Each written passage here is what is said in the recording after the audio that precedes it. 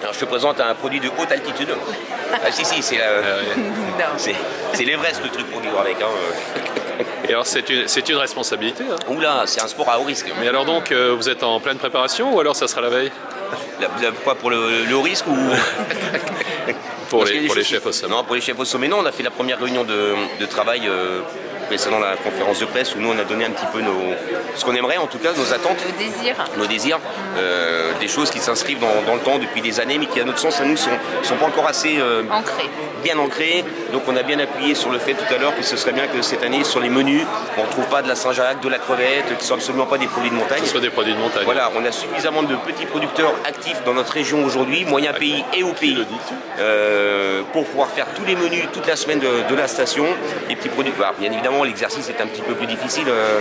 Tu ne peux pas commander 40 selles d'agneau, tu prends un agneau, 2 agneaux, il faut travailler tous les morceaux. Mais il y a du bœuf, il y a du veau, il y a beaucoup de volailles. Donc il y a déjà là-dessus, c'est très très bien. Sur le poisson, il y a les poissons d'eau douce, il y a les poissons salés aussi, parce qu'avant on jette le poisson salé par l'obligation de conservation.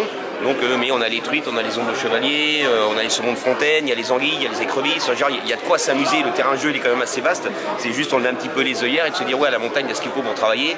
Et puis après on peut travailler, si on a proposé aussi, suggéré en tout cas, il y a aussi de la cuisine de montagne qui peut être faite de manière très traditionnelle, très bien réalisée ou revisitée.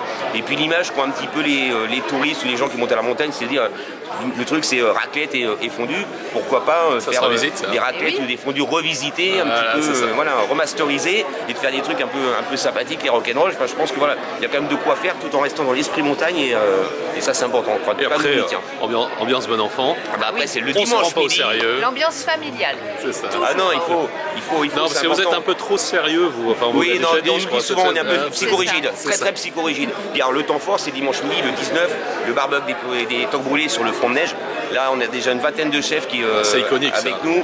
Et là, c'est un gros moment de partage et de convivialité et de gourmandise. Et puis tout à la braise sur la neige, c'est quand même assez sympa. Ah, mais de toute façon, personne ne raterait ça pour un empire. Ah non.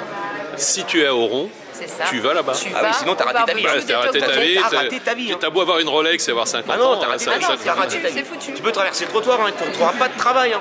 Non. Bon alors, un slogan pour faire venir tout le monde. Ah, un slogan. La montagne. Touchous. Ou pas.